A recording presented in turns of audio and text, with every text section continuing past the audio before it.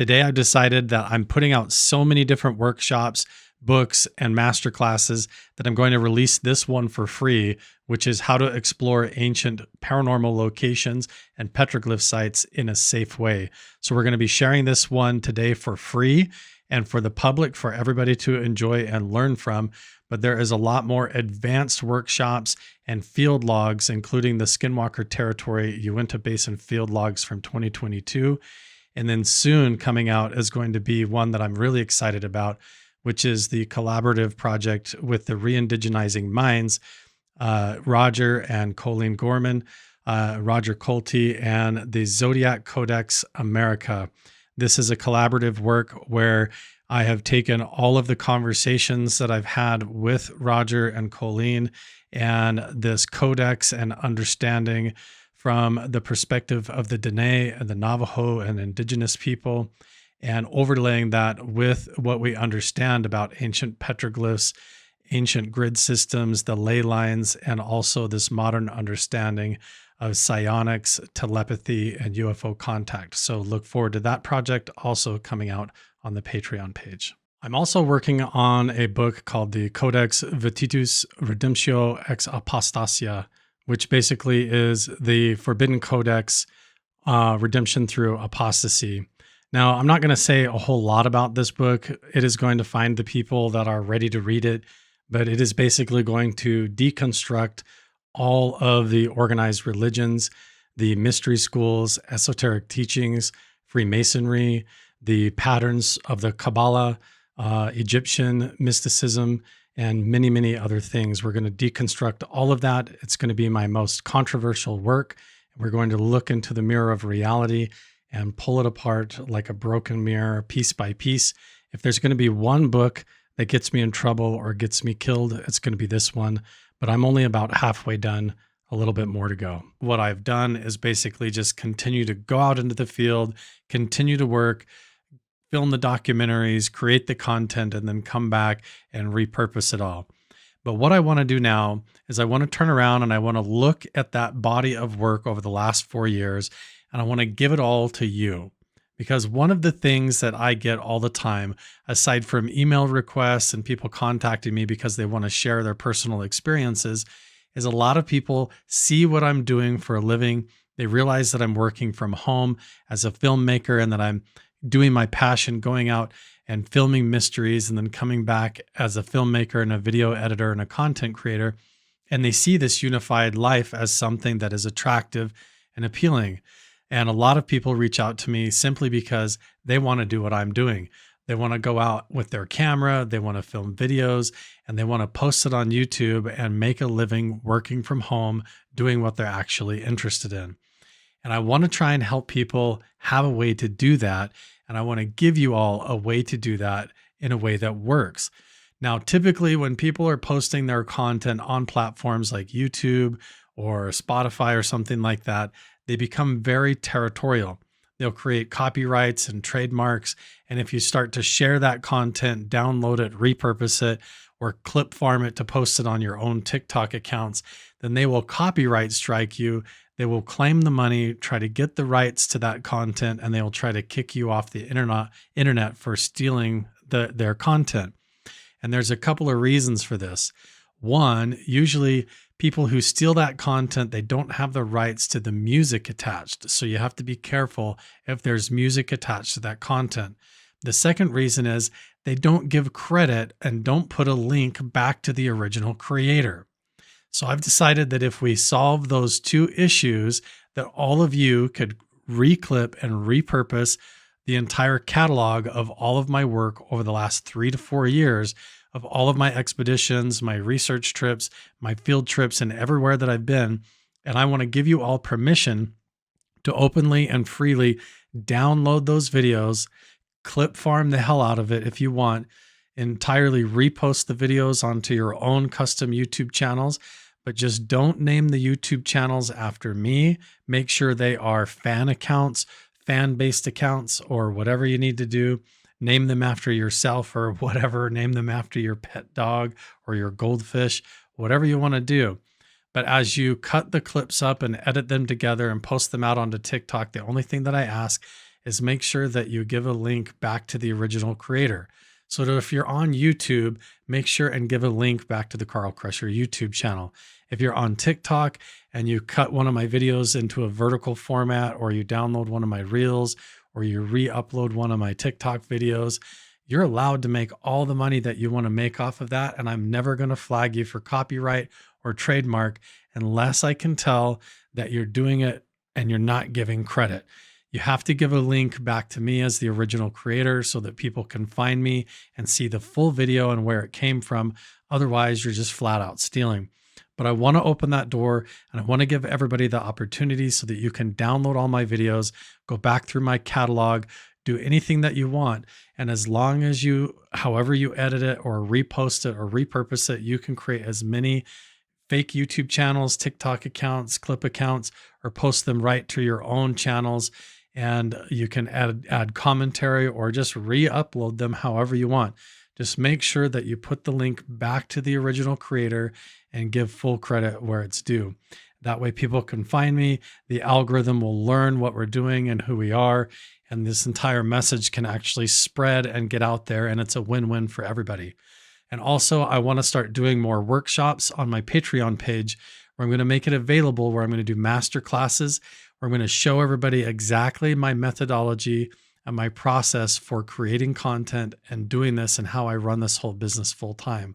So I'm going to take people who are part of the inner circle, part of my workshops and my master classes on the Patreon page, and we're going to be doing new ones and hosting live streams on those master classes, where I'm going to reveal all of my secrets, exactly how I go out and film the content that I do, how I bring it back, how I organize all of that chronologically into the right system so that I can access it, how I share it with other people online, how I edit it all into a final product, and then get it all out onto YouTube and the various platforms, and even use artificial intelligence to write blogs and post it out onto the internet, like Medium, Facebook, and all over the place.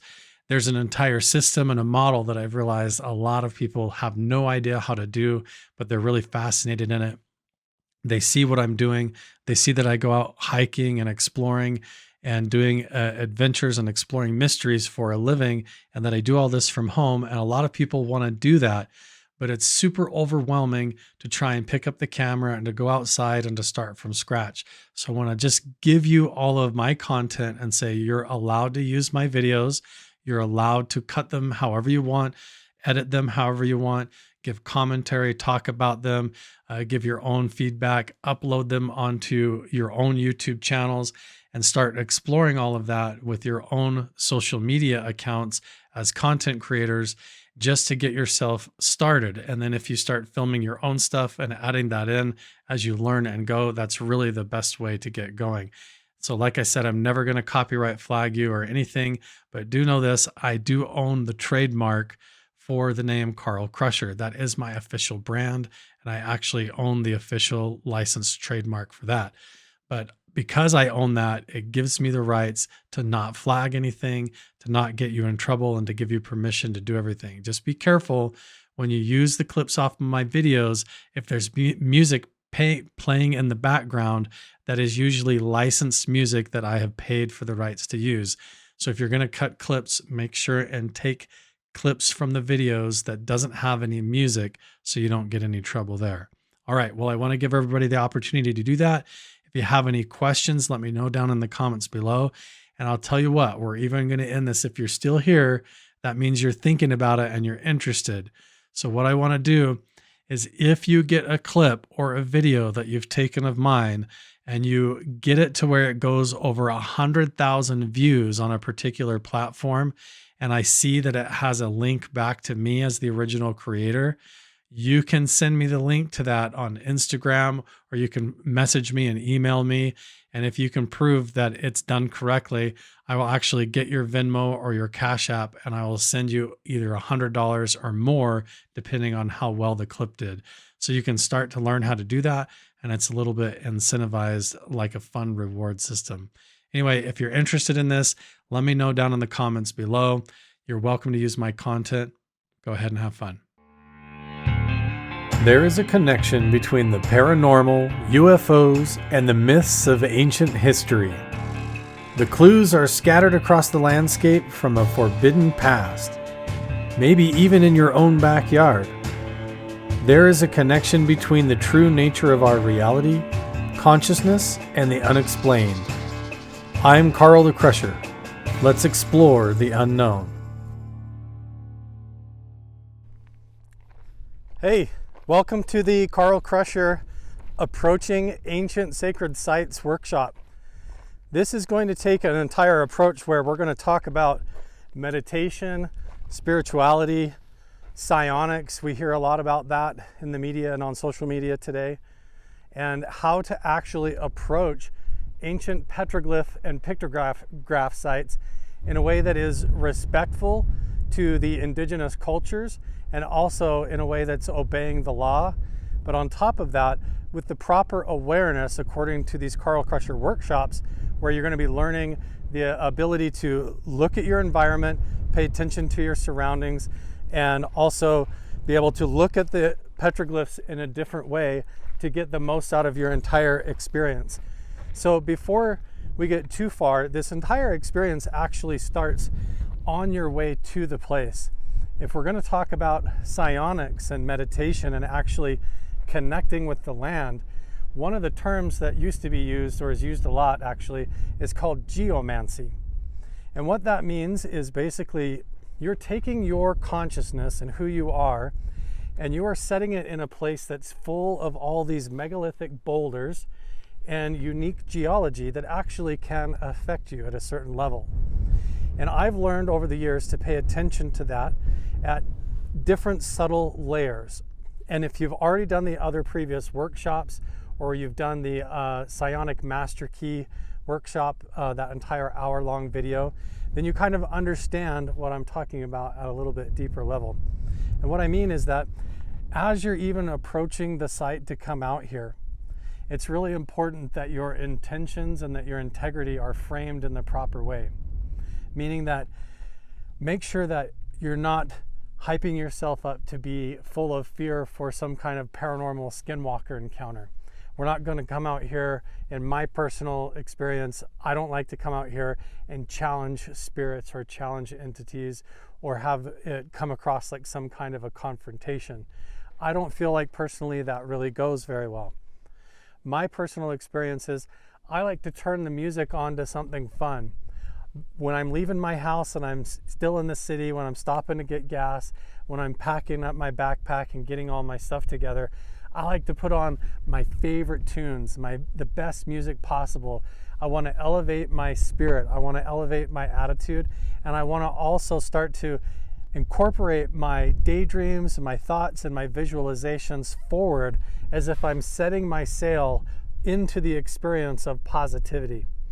And also, if I'm looking for some kind of a spiritual experience, or if I want to see a UFO, or if I'm going to stay after dark and have some kind of a telepathic communication with something that might be here, then I want to immediately start paying attention to those things in my life, even when I'm getting ready at home. So this entire process starts even when I'm just driving on the dirt road to come out here. I always am listening to my favorite tunes. It doesn't matter what that is, as long as, for me, I like to listen to oldies or Western. I like to listen to fun music that's upbeat. It gets me in a positive mood. And then as I get closer to the actual site, there's a feeling of reverence that comes over me. And what I mean by that is that as I get closer and closer driving up the road, I start to change the type of music that I'm listening to, maybe into more indigenous drum music or flute music, or some kind of just classical music that's promoting for meditation. You might listen to Buddhist chants. If you're into doing CE5 or Gateway Protocol, if you like to do binaural meditations, then as you start to get closer to the site, that would be the time to start changing your music and your audio over to that. And you start to approach the site with more sincerity and a little bit more like, this is sacred, hallowed grounds. And also, as we approach these ancient sites, and as soon as we pull up to the location, we're going to start paying attention to our thoughts that are going on in our minds, our daydreams and visualizations. We're not going to get chasing after them or anything too crazy, but we're just going to start taking note, paying attention to how we feel, and also immediately start treating the entire place as if you are trespassing in someone else's home. If we're thinking about all of this as though we're connecting with ancient indigenous heritage and spirits, we should respect this as though they're still here. And as we walk through the land and go up through the petroglyphs and look at the boulders, I like to treat it as though the people who used to live here thousands of years ago are still here in a certain way, and that we are here as a guest. And so we're going to respect the entire property and the entire place with that kind of attitude and respect. And then we're also, before we get too far into it and get too caught up, we're going to pay attention to the actual legal signs and the trail markers if there are any, because that's going to give us a big clue about how we can approach these places in the correct legal way so that we don't get into trouble or get fined or even go to jail. On my YouTube video and in every single introduction to those videos, I explain how there's a connection between all of this mystery, between the paranormal, UFOs, and human consciousness. And that between those layers, there is something really fascinating that we can discover about ourselves. And to me, that's what this entire process is about. And so before you even get here, it all starts with you, with your attitude, with your mindset, with how you respect the place and all of that. And so make sure that you're paying attention to that. And where I live might be completely different than you. In fact, it probably is. So the rules, the federal laws, the state laws, and the Bureau of Land Management, private property laws, and all of that are going to be unique to where you're at. And so there is also workshops and field kits that can help you go through the process of discovering a little bit more about yourself and about the land that you're on and that you're going to be researching, and to give you a kickstart in order to do that. So if you haven't done the initial workshop to get started, there's a field kit and a manual and a handbook that has worksheets to help you start to track experiences if you're having those, whether they're paranormal or any sightings of UFOs or shadow figures or anything like that. And the reason that I bring that up now is because you should know that before you start going and exploring ancient petroglyph sites or ruins near your local area, you should know what they're about. You should know their history. You should know the heritage of the people that lived there for thousands of years. You should also know a lot about your own DNA and your own heritage, because what you bring to that environment is going to impact the formula of the experience that you have, and even what goes home with you and what you take from it. And so the big takeaway from that is also go check out the other workshops, because if you haven't done those, if you haven't read the handbook, if you haven't done any of the other field guides, then you're missing a couple of the pieces of the puzzle. But I've been dropping all of the prices, making all of those more affordable, because I realize this is a whole series that everybody's going to probably go through, and we want to do that in a way that's realistic. So the first thing that I do, if I've never been to a site before and it's my first time, is you've got to actually pay attention to the physical environment, the facilities. If there's bathrooms there, then you should definitely use the bathrooms. Just because there's carvings on the rocks does not give you permission today to touch anything, or to go and disrupt the environment, or to treat it like it's an entire playground. So it's really important that when you first get there, if there's any kind of sign markers or trail markers or signs, you definitely have to read them and follow what they say. For example, I live in Utah, but the site that we're visiting in this video and this workshop is actually in Arizona. So we should know, stepping out here, that we're on Arizona land and following their laws. So if you're one of those people that likes to, smoke marijuana or do whatever kind of recreational things when you go outdoors, make sure you know where you're at. So also just look at the signs. This is all probably pretty obvious, but you would be surprised how many people do not do this. Also, if you look at these signs, you can learn a lot about the history. If you're curious about a place, you can read through it and be like, wow, this actually, even though it talks about the Protection Act and it talks about when it happens, you're like, this is all protected under the 1906 Native American Graves Protection and Reparation Act of 1990 to protect them all. So you're like, wow, this is actually federally protected. And if you break the laws, it says even right here, see, somebody even shot this with a gun. This is up to a $250,000 fine, $250,000 fine if you do the wrong things here. So if you're going to go and enjoy this area, just know what the laws are and what the consequences are if you break them. These kinds of trail markers are also very, very helpful because they tell you, obviously, don't take your e-bikes, don't take your motorcycles and your scooters, don't try to drive back here. This is just for walking. I know that what I'm saying right now is pretty straightforward and obvious for most of you, and you guys are all intelligent, but some of you may have families, or you may have kids, or you may be going with people to these sites that have never done it before. And I want this to kind of hopefully work as a prototype that you can use as a formula to show people, or that you can help people understand, or maybe even get them this workshop as a gift so that when you go on a trip, you're not stressed out the whole time trying to explain all this stuff to them. You can honestly just send them this video like as a gift. They can go through this workshop and learn a lot of cool stuff and have a more positive experience. Now, the site that we're at today actually has quite a few signs, a gate, a fence, there's a bathroom facility, there's even a pavilion with a picnic table that's set up.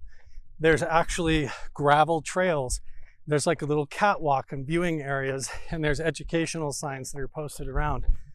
But my experience is most of the time when you're out doing this, none of that's there. You're just kind of out in the wilderness or up in the canyon. So you have to have all of these rules kind of baked in you. And even when there's no signs, when you go up to an ancient indigenous site, you should still obey the law and act like they are federally protected, even if there's no markers. What I want to do right now is just kind of walk around this petroglyph stone with sort of a faraway view to give you guys an example all of how I do this and my approach to walking up to these. Because what usually happens, and what I see other people do when other groups come up to these places, is they walk up to a site, and as they're walking up, they start putting their hands on all of the stones. Never ever actually touch the petroglyphs. People will tell you different.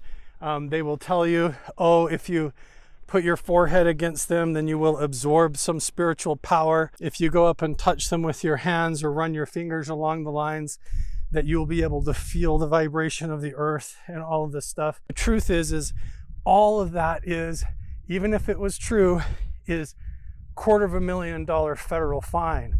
Don't do it. Do not pour water on the petroglyphs. Don't run your fingers along them. Try to kind of keep at least a foot or two away from them. And I'll explain to you why. Well, you'll say, first of all, well, they're out in the weather. These petroglyphs up here and down here, I know that they're kind of difficult to see. And so what's the difference if I pour water on them to help them reveal in the sunlight better so I can see them? The water in your water bottle, it doesn't matter if it's tap water or if you bought it at the gas station or if it's purified, it's probably got chlorine, heavy metals, it's got all kinds of different chemicals in it that go through the purification process for you to drink it that are just not going to be found in the rain. So if you come up here and pour your water bottle on there, you're probably pouring fluoride, chlorine, and a bunch of man-made factory chemicals onto these ancient sites. And these boulders, a lot of times, depending on where you live, like down here, are all made of sandstone. So if I go up, start pouring water on them or trying to trace over them with chalk rubbings or crayons and things, I am literally going to be destroying and vandalizing maybe 10,000-year-old artifacts that could hold clues to the origins of mankind, to extraterrestrial life and communication, or to our own human consciousness, maybe even mysteries of how ancient people did telepathy and connected to the earth. Who knows? But if we come up and we start climbing around on the boulders, pushing them, moving them, drawing on them, touching them, pouring water on them, then you should just know that you're actually destroying these ancient artifacts that will never be able to be replaced. You're just erasing history. And there's a reason that that's a $250,000 fine, because once they're gone forever. And it's not like you can go back in time and recover this stuff. So the other thing is, when I said that the first reaction is just to run right up, and you want to get close to them and you want to touch them. Your initial instinct is to get really close and look at them. Even breathing on them up close, believe it or not, there's water particles and moisture in your breath. If you get up close and sneeze on them or breathe on them, the bacteria and the moisture inside your mouth can affect the algae, the lichen, the moss and stuff that grows on these. And that's a lot of the big way of how archaeologists can date how old they are. And if you're up there breathing on them, touching on them, then you're smearing the oils off of your hands, off of your face, and the bacteria and stuff out of your mouth onto those ancient artifacts and disrupting them. So try not to mess with them, try not to touch them. It will desecrate these sites, but you can enjoy them. And so let's get up closer and take a closer look, and I'll show you what I mean. So rather than just rushing up there, getting close to the stone, touching them, desecrating them, doing it all wrong, let's go in first person mode here, as if you are me, and I'm going to talk out loud and walk you through my entire way of doing this. So as I'm approaching the site, it's really easy for your eyes to get looking at the big boulder. You're like, there's got to be something there. There's got to be petroglyphs up there. But you should also remember that every time that it rains, if there was ancient people that were sitting up there and they were making tools or living or carving on the stone, every time it rains, the artifacts are going to wash downhill. So notice how you see how the rain kind of comes down here into this crevice. So one of the things that you could do if you're interested in trying to find pottery or flaking or arrowhead flakes and things like that from tool making is you think about where the rain would carry things. Because think about if this was carved and people lived here like in 300 AD, and they dropped things on the ground, there might be a few things up there, but most of it has probably over the last 3,000 or 4,000 years washed down into these cracks. So one of the interesting things that you can do, and now I have not preloaded this at all, we're actually doing this for real, is I start looking in these areas, and you can kind of poke around and see, and sometimes you'll actually find indigenous pottery, or sometimes you'll find pieces of obsidian or arrowhead flakes, different things. Whatever you find, if you kind of touch it to pick it up and look at it, that's one thing, but don't take it with you. So, and some of this is really difficult to tell. So this looks like it could be a piece of pottery, but it still just looks a lot like this sort of concrete stuff that we see everywhere. So one of the big things that I do that I have really gotten good at, that have gotten me a lot of people asking me to come and help them do work, is I've really gotten good at this part of the research. I've gotten really good at walking up to a site, reading the ground, almost like a tracker, and being able to find pottery and being able to find arrowheads or spearheads and flakes, even in spots where there's been thousands of tourists and other people that have been there before. I have walked up and found stuff that nobody's ever seen. So that's always really interesting to me. So as we walk up through here, I'm kind of just tracing this crack as it goes up, kind of this little trench. I'm not seeing a whole lot, but now I'm also paying attention to the geology. And if there's a lot of crystal or interesting geology and types of stones in the ground that could affect why people were here, what they were doing and what they were looking for. So it's kind of like the same way that people would prospect for gold. When the water runs down these hills, these bigger stones will catch a lot of those little artifacts and things, so you can look around, and a lot of times that you can find stuff. The other day that when I was here, I actually did that live on camera. While I was sitting here at the petroglyph site, I was looking at the geology. There was ravens flying overhead. I was having this whole spiritual experience of understanding what this place was about and what it was used for. And in that moment, while I was looking down, looking at the geology and where the water flowed, I actually found a piece of pottery. And if you keep watching in this workshop, after we get done with this part, I'll even walk you over there and we'll see if we can still find it. You're gonna run into people, if you get into this kind of stuff, that have big collections of arrowheads and pottery. And again, most of the time, that is actually illegal and a federal crime. Unless those are given to you by private landowners or by Native American indigenous folk, then technically you're not supposed to have it. All of the artifacts that I have are ones that have been gifted to me. People have given to me, or they were on private land where I was told to take it and protect it before something happened. So again, as I was talking earlier, when you walk up to these sites, your first instinct is to want to run up and just kind of touch them and get close. And you can get pretty close, but just be really careful, because remember, right here on the ground, you could be crunching a big piece of pottery. There could be a spearhead, an arrowhead, a bone, a piece of corn or food that they were used to eat. And all of that could be right here on the ground. For example, we look at this rock right here. There's little cracks and things right here. This looks natural, but you never know. Some of those could be used for straightening arrows. There could be pottery, all kinds of things down here. So you want to make sure that you keep your awareness up. So imagine if I ran up here, or if I had a group with a bunch of kids with me, and their instinct is to treat this like a playground. So they would run up and climb on top of all of this. But you want to make sure that they don't do that, because you can see right here, these are ancient petroglyphs. And see, I can get my hand close, but if you get down here and actually look, I never get within more than like an inch or two, and I'm always just pointing. I never actually touch them. So just be careful where you step, and I'll show you how much you can see. Again, your instinct here might be to climb up there to look.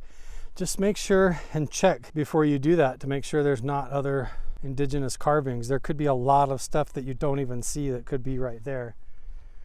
But here we have some amazing ones. Notice how there's living, like lichen and moss and stuff growing in the petroglyphs. So that's why we don't want to spray them with water. We don't want to do chalk rubbings. Don't touch them or anything like that, because that can affect how we can tell how old they are. So again, as I'm walking up, we're being careful.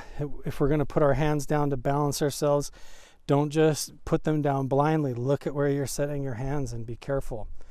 Everywhere that you go, if you rub up against it, you could be destroying something. So just be careful as you walk through, and then you get to experience how incredible and amazing they are.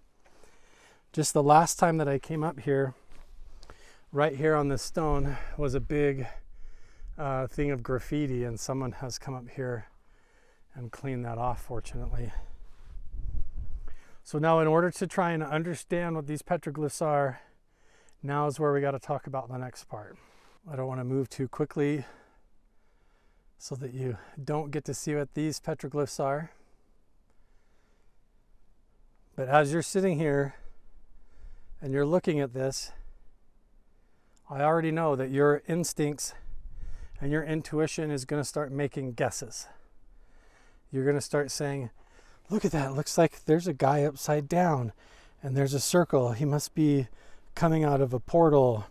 Here's another figure and he has horns, and oh my goodness, there's a cross in the sky that looks like a swastika or whatever. And the truth is, we don't actually know what any of that is. That entire petroglyph stone is a little bit hard to see in the lighting right now, so let's move over to this other one. And I want to show you what I mean, because as soon as you get into this and you start exploring these places, you're going to realize that they're three-dimensional, and they were intended to be interactive and three-dimensional in that way. Meaning that when you go up and see them, they're carved that way because actually you were meant to touch them, but it is $250,000 fine. It is illegal to touch them, and it is not worth it to desecrate them. You are not so special, and neither am I, to give myself permission to touch these ancient artifacts like I am. I have some exception to be able to do that, but I don't want to lecture you about all that. Let's get into kind of like the fun part of how to approach these objects to get the most out of them, how to see them and understand them. And I'm going to give you kind of another tip that will help you along the way. You can go back and watch any of my YouTube videos where I talk about petroglyphs, and you're going to notice something interesting after I reveal this secret to you. And that is that when I talk about these petroglyphs on camera, I only talk about what I actually know about, not what I am speculating about a whole lot. And if I am speculating, I refer to it as speculation. So for example, I might come up here and say, this right here looks like a jellyfish. In fact, let me show you how much this thing actually looks like a jellyfish. And I think it's appropriate, you can say stuff like that, like, look at how these figures here look like very similar to other figures that we find in Egyptian motifs that are carved over in Egypt.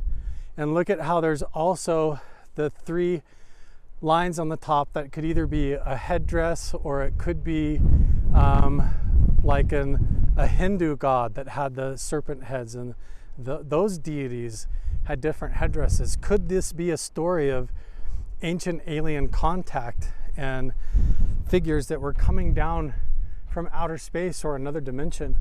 Could this be like a jellyfish thing that was seen up in the sky? So did you notice how I did that? I was very careful. I didn't say, look, there's a jellyfish. They were obviously carving jellyfish.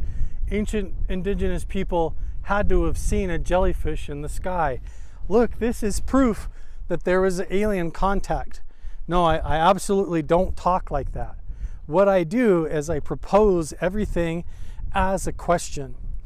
And the things that I say the questions about are based on my historical knowledge of the people that probably carved these. So I would look at like the Hopi and the Navajo and the Anasazi, and then when I come and look at this, I would reflect it all off of their ancient legends, the way that they tell it, but then I'm still not even them, so I'm going to say it as though it's a question.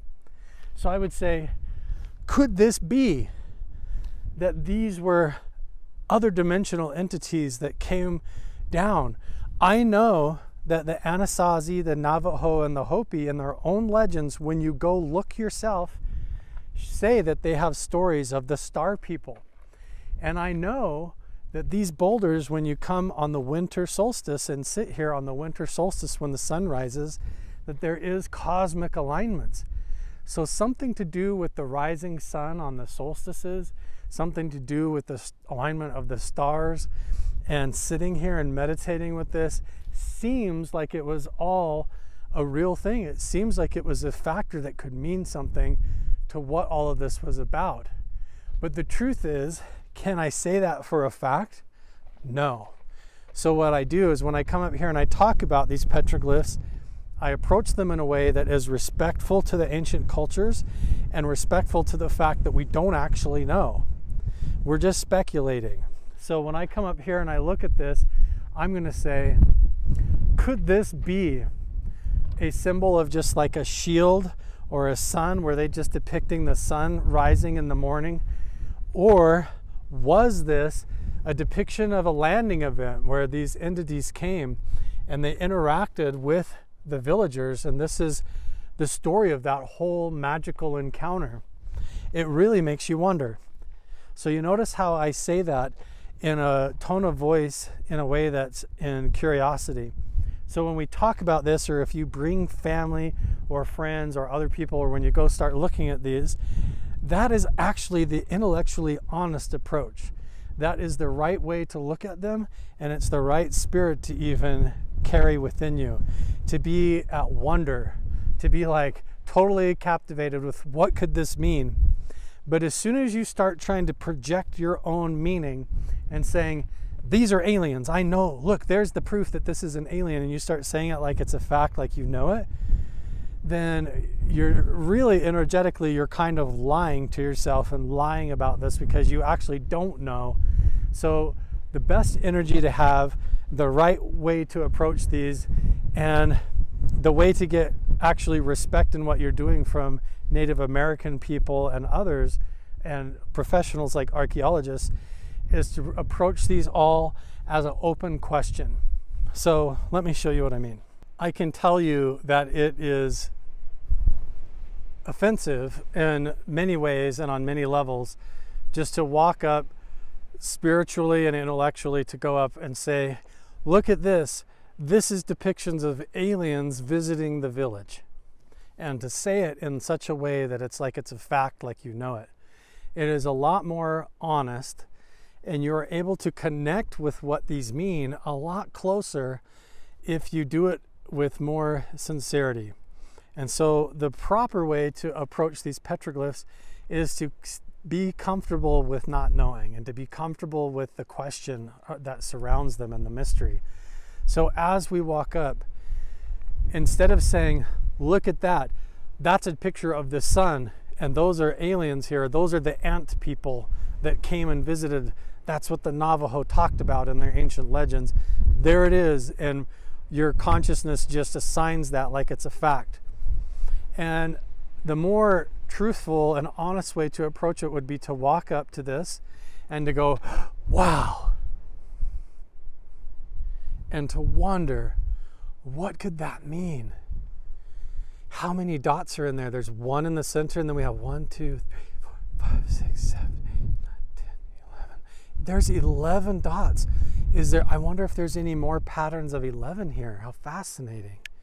Let's see, we've got 1, 2, 3, 4, 5, 6, 7. There's 8 in there.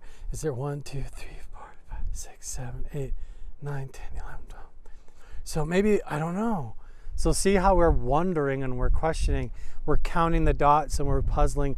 What does this mean? Look at how the lines go, 2 and then 2 and then 2. And then you wonder, why could they have done that? Was that them depicting the sun in the sky? Was that some kind of a landing event? Is this a flying saucer, like a UFO? And we leave it as a question. But when we leave it as a question, that opens a door. That opens a door within us and within what they're actually saying. And if you're sitting there and you're filling up the answer with your own answers and your own guesses, then you're not going to have that psionic skill of listening that is required to actually get what's going on. Does that make sense? Let me try and say that again. This is the most important part of this entire video and this workshop. If you're into the spiritual side, if you're into the psionic or the telepathic side of what this is all about, you're not going to get any closer to this by touching them. Yeah, I'm saying all that for a reason. You're not going to get closer by breaking the law. You don't have to do any of that in order for this to work and for you to understand. And you don't even have to know what they mean.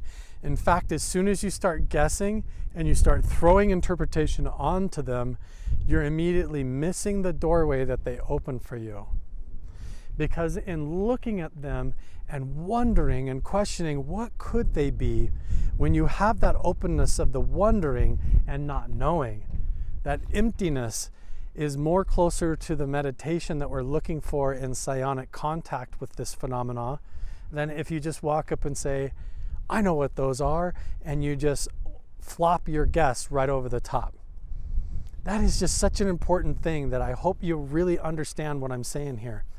Because if you go up to these sites and you start interacting with them like you're totally confident, like you know exactly what they're talking about and what they're showing, and you make those assumptions as you run up and see them and take pictures, and you're like, those are aliens, this is a depiction of this, or you just flat out are closed-minded and you say that's just a village, depiction of a village and nothing else.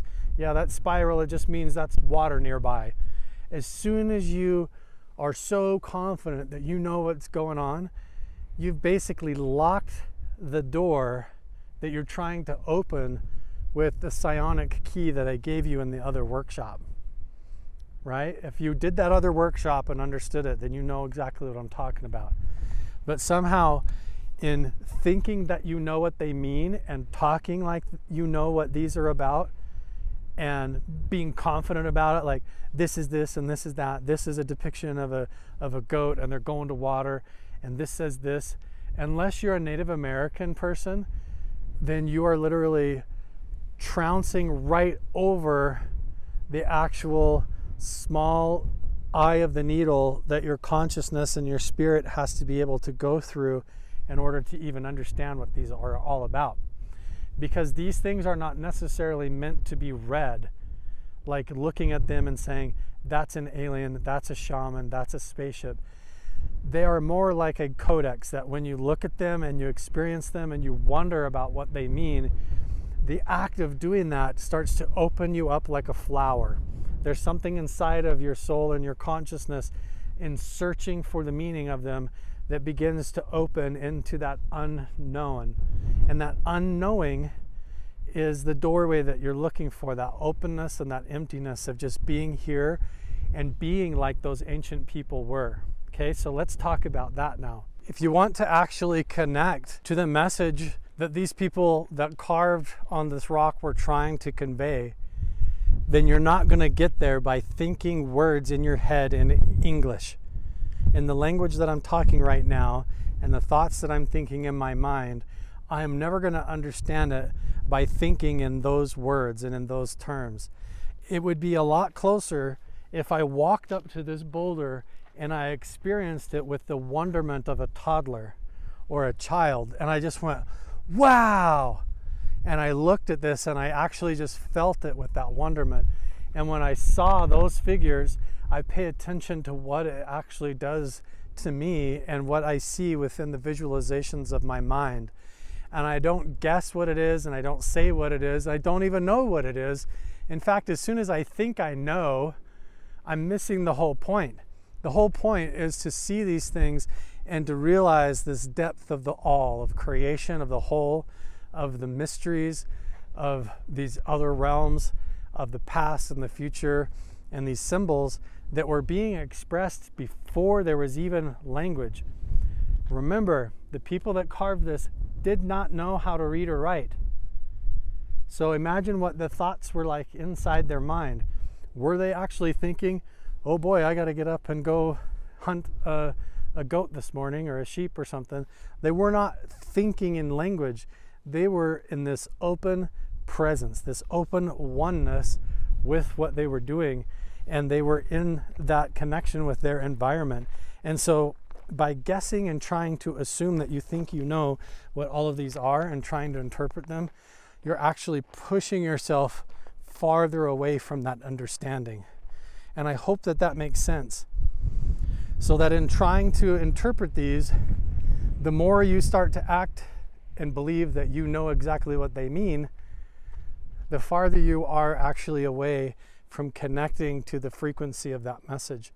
So it's all about looking at them and feeling that imagination and that awe and that wonder. And it's not about guessing and saying what you think they all are like it's a big puzzle that's supposed to be cracked. And I hope that that makes sense.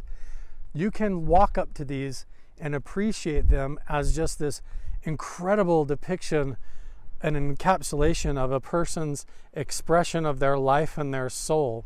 And you can go up and feel that and quantum entangle with it and connect with it in a much more magical way than if you tried to put a bunch of interpretations on top.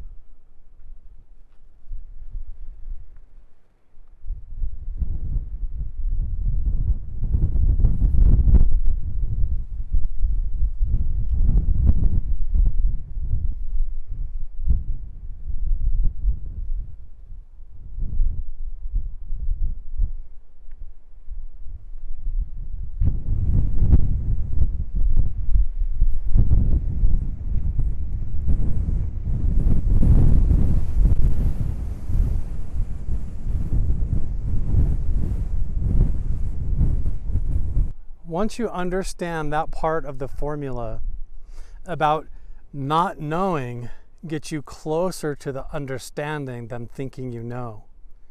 That is such a paradox and such a mystery. But once you understand that, it opens up your way of seeing these to where you can actually experience them in their fullness in a way that most people never will get to.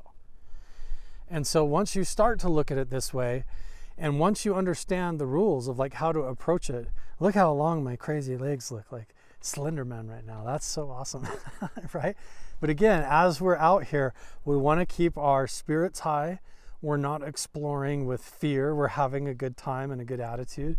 But again, we don't want to traipse our lanky legs over the artifacts. So we're going to walk up to some other petroglyph boulders, and we're always remembering everything.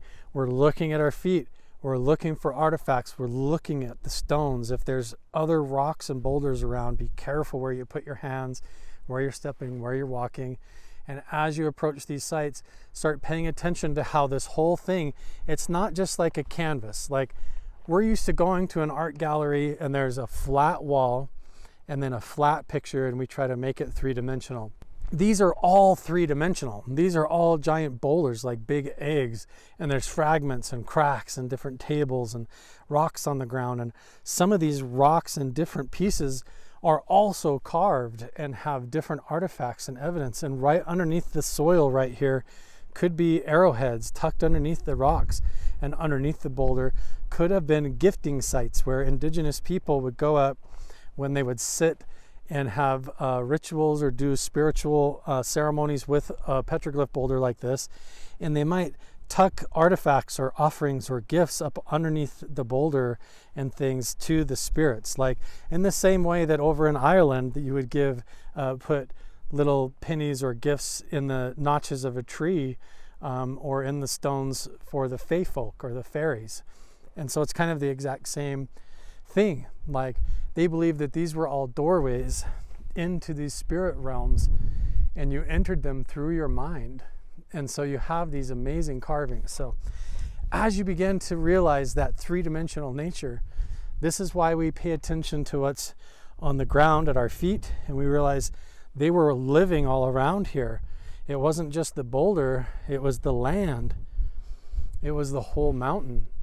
It was the entire mesa, the whole environment. So we realize we're walking on the entire sacred ground. It's not just the rock and where the path is. The whole place here is really on top of it, right? And so then we start to realize, not only that, there's an even deeper layer. All of these petroglyphs are connected to the universe too. So let's turn around this way while I've been filming and talking. I'll show you what I mean. All of these ancient petroglyph sites are lined up also to be systems of navigation and travel. And part of understanding this was brought to my attention by my friends Roger Colty and Colleen Gorman from the Re-Indigenizing Minds Project, but how these ancient petroglyphs are like a mapping system. And the reason I'm pointing you all right directly at the sun here, we'll go this way, is going to make sense in just a second, because as we walk up here, you'll realize how three-dimensional this is. Here we have another glyph right here, and all of these have to do with the way the sun and the light and the shadows interacts with the petroglyphs in the environment.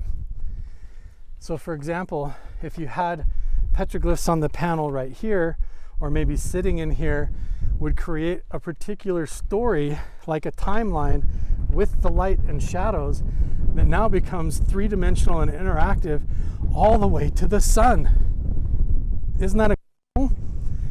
And so they line up and almost do like a light show, a puppet show with light and shadows, and they tell a story. So always pay attention to where the sun is. Pay attention to when you come to these sites, if you're coming on a winter solstice or summer solstice or an equinox event, because all of that matters. So let's imagine that you came up here and you saw this little pocket cave. It's got all these petroglyphs on it. And you notice how this is all carved like waves, or like a blanket coming down from above here into this opening. And when I say that it's three-dimensional, so now imagine how interactive they intended this to be. We're not going to crawl on it. We're not going to touch it. We're not going to do anything to desecrate it or vandalize it. But look how you're obviously supposed to sit underneath there. You're supposed to reflect on these symbols. And as the sun sets, you're going to have the light come down in these different ways. So imagine if you're here at exactly the right time on a particular solstice, instead of the sun setting over there, it probably sets right there in the V. So if you sit here on exactly the right day at the right time, you're going to have a different experience. So you would actually be able to go online and look up and see when the sun would set right here in the V, so that where the canyon drops, that is actually the passageway right there to get through from Utah into Nevada. So right here where the V is, imagine when the sun is setting exactly in that canyon. If you were here, turned around, and you were sitting right there meditating with that exact line of sight, you're basically lining up your consciousness and your meditation experience in the front of a hadron collider connected with the sun. So the setting of the sun is pointed directly at you in perfect alignment with all of this ancient artwork and the geomancy that we've been talking about this whole time. So one of the things that you can do in order to start exploring psionics in your own backyard or at home is to start understanding what ancient cultures were around you and who lived there before you're there. And then start to learn what their cultures were, learn what their beliefs were, learn about yourself and your own ancestry. And then when you go to those places, understand that that's like a formula that you're taking there. Who you are, your own DNA, your own understanding and assumptions and mindset.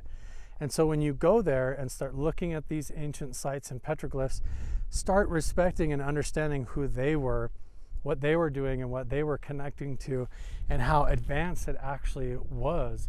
And one of the things I want to do as part of this workshop is to reference Roger's work with the Re-Indigenizing Minds Project so that you can understand, and I'll put links for that and maybe even some video clips here, but understanding how this is connected to an ancient global mapping system and a star system and a spiritual system, and all of that can be true at the same time, will give you a deeper understanding and respect for these sites and ancient locations.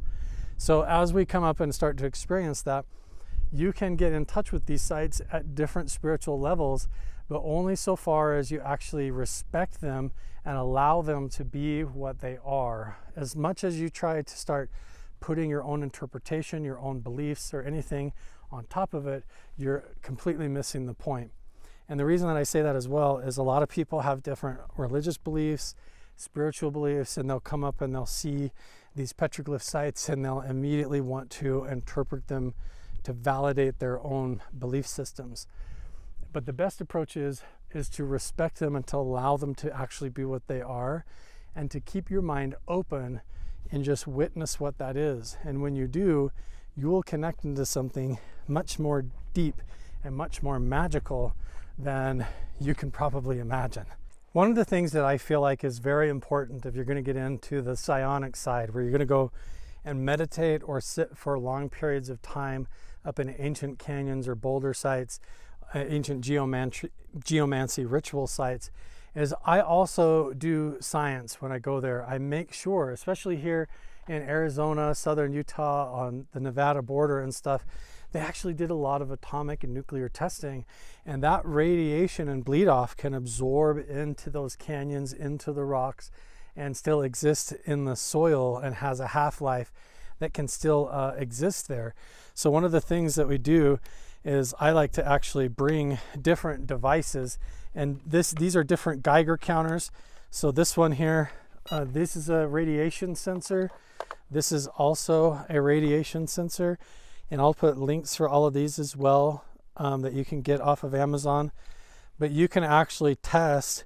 Do not touch the rocks again. You don't have to get that close to them, but you can use a Geiger counter and check for radioactivity to make sure that there isn't kind of anomalous energy. It's really important if you're going to go down into caves or sit in ancient sacred sites to make sure that what the indigenous people were experiencing wasn't just some kind of radiation, or maybe they were sitting on kind of a vein of ore that went through the earth that had radioactivity to it, and so they wouldn't have known that. So this is right now just sitting at 20 CPM, but it is going up slow. So one of the things, it's at 23 and going up. There is like a half-life, 27, 28, so that if this got over 50 and started chirping and chattering, then you would know for your own health and safety not to sit under this boulder, because instead of having a spiritual experience, you're probably just going to give yourself a brain tumor. This is an EMF sensor. I'll also put a link for that as well, so you can go get one of those. But this is a way you can check to see if there's any kind of anomalous radio frequencies or electromagnetic field waves. So we're talking about having experiences with consciousness and meditation in these ancient sites. So one of the things that you can do is actually take scientific measurements of the electromagnetic field. So if you pass this underneath the boulder, the question is, does it actually, look at that. Look at the microwave energy is just shot up over 1,000 underneath that boulder.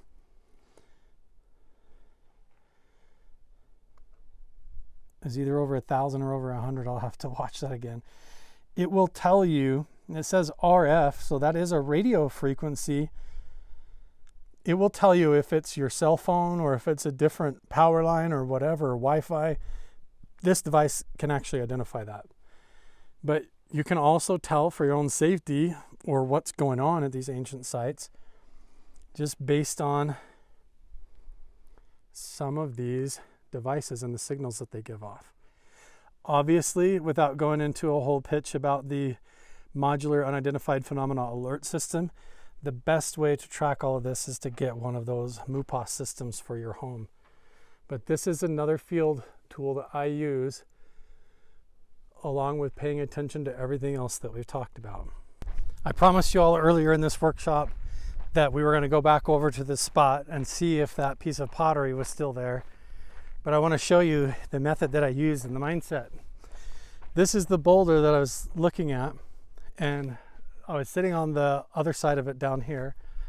And what I was doing was looking at the way the water was flowing down, and you realize that all of this entire area up here basically channels down into this crack right here, and it almost runs like a little creek, and it goes right up and swirls around the bottom of this big boulder. And I noticed these veins of geology that run like ropes of selenite or crystal. But the way that that all flows down acts like a filter or like a catch, just like you would use a screen to catch gold. And so I was looking at that, I watched and I saw, and you look and it turns. So right here, that water flows and it would turn right around the bottom of this boulder. And then it would come over here like this. And then you would see it literally cut its way right down through there.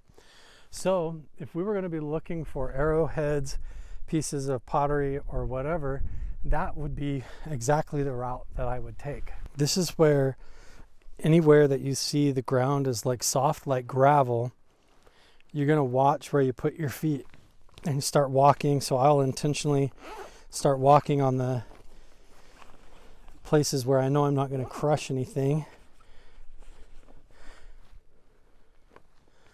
I'm looking for like how the water would have ran through here.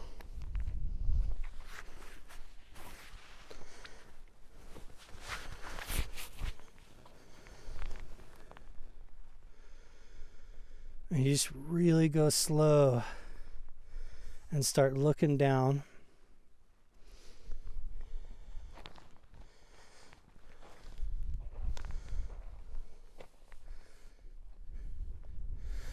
And the rocks and the way that they flake, it all looks so similar. We're going to start running out of daylight. Come help me look real quick. See how all this gravelly stuff just looks the same? It really all looks the same. But this pottery, there it is. There it is. That's pottery right there. See? So notice how all of this we just match. Like this, we can tell is a piece of the sandstone that came off from up here. You can see chunks of it fall. Could have come from right there and fell down. And you've got different colors that can be persuading. I've had a lot of people pick up flakes like this and think that it's pottery. But clearly you can tell the pottery is a little bit different. There's a unique kind of man-made smoothness. So look at this piece of pottery here. You can see how it's actually like a cement or like an actual clay. And you can see the layers of how it was formed. So this layering, like a cake, is the giveaway. So this is actual indigenous pottery. And on the back side here, it has that actual texture. So this here is a piece of real pottery. And a lot of times you're going to get even lines going across it where different cultures would do artistic work on them. So let's keep looking. And again, notice that I leave it there. We've already found that piece before, like a week ago.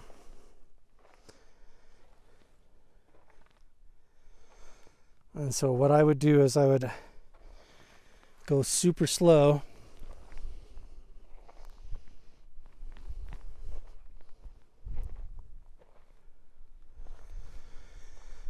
A really good spot to look would be like down here.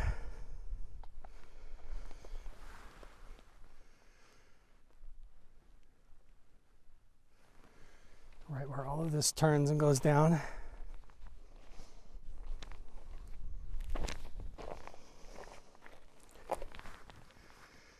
Like this might be a really good spot to look around. But at least now, like, you kind of get the idea of what I do and why I'm successful at it. This whole boulder right here is totally carved. See, now this is the fun part when now that you understand the basics and the foundation. There's a figure, there's a whole sun pattern that I have never seen before. There's a whole line. There's a glyph on the crack there. Wow. You guys got to check this out. Notice how there's a split in the rock. This whole thing is cracked in half. It feels like you're meant to go through the middle, right? Be careful of snakes. Be careful of different animals. Be careful of where you touch your hands. Let me show you. But obviously, I hope you guys got something out of this workshop and you understand a little bit more of my approach. Look at how the sun must set down in the cracks here. So there's something to do. Maybe, could it be that there's energy coming through here that you're sitting in and resonating in between with consciousness? Again, notice how I pose that as a question. I don't say it like it's a fact, like I know. And then I apply the principles that we learned earlier that I showed you, and pay attention when I walk up. Instead of stepping on it, I see it. And there's the whole star pattern like a glyph here just on this rock. And then I looked up here and there's a big sun pattern. That could be, look at that one, wow. All the way up. Could be a sheep. That one looks like it could be a goat or a dog. And then look at the squatter man. Now something else that I've heard, I don't know if it's true, when they're shaped like this, the body could be the depiction of an arrowhead that they were blessing with the deity. And these were like the star people. Wouldn't that be cool? Is there any more? Wow. I noticed I saw some on the other side, but see, now's the fun part where we get to start pondering all of it. We don't know what it means, but as we notice more parts of the puzzle and we look at it, it's fascinating. It opens our understanding up and shows us the way. We don't have to guess what all this means. It tells you as you go. Whoa, see? Look at that. It's like almost like the head and lines. But look at this hole. It's like a circle coming down. What is that? Wow. It's like a whole... See, could this be a flying saucer coming down? And these are lines going out. What is all this? Or is this like a map? Look, there's lines over here. And even lines going across the top. Why would they do that? Fascinating.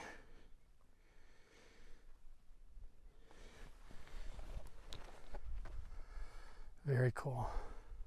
The more that you study the actual culture of the people in the time period that were here and that actually did the work and carved it, the more you're going to be able to recognize those artifacts. You'll be able to see the fragments of pottery, see the little arrowheads, because you'll have seen intact ones. You can go to local museums and see intact entire Anasazi pots and things like that. So you see what they look like when they were whole. And then when you come out and find a little piece, it's like your brain understands what it's been looking for and it goes, aha, and it can pick it out among the debris. So it's really cool to kind of like sit there and add to your knowledge and your tool belts. And like, you don't have to sit and say, I know what this is, I know what that is. This is definitely a depiction of an alien. This is a portal opening. This is a UFO or whatever. Like, just in wondering, could it be? What is that?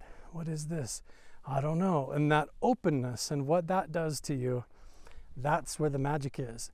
That's where the psionic master key, that's where it opens. That's where you insert the key and turn, is when you come to these places and you combine that whole philosophical concept from the other workshop, where you realize everything that you're perceiving is happening within the oneness of you witnessing it.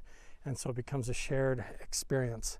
So I hope this workshop was meaningful to you and that you got something out of it.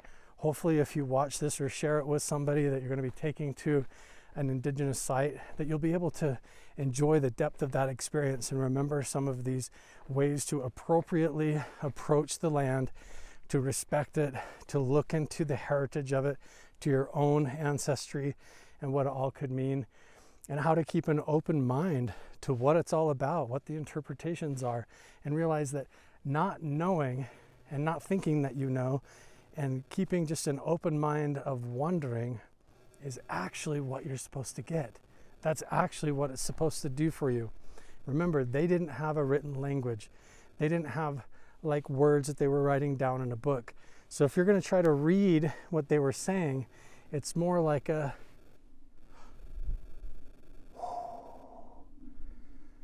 just like a powerful psychic connection with no language, with no words, this open, direct contact that doesn't involve a bunch of chatter in the mind.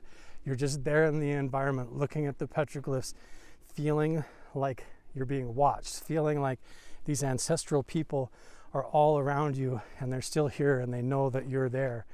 And when you become aware of that and you sit into that environment and you get quiet and your mind isn't all full of chatter, then the door opens and you begin to perceive what the magic of these places was all about. So I hope you got a lot out of this workshop, and please check out the other ones. Go back to the shop and look around, because this is just another step on your journey to understanding telepathy, psionics, remote viewing, and all of that. Understanding how to go and visit ancient sites appropriately is just part of the beginning. All right, we'll see you guys in the next one.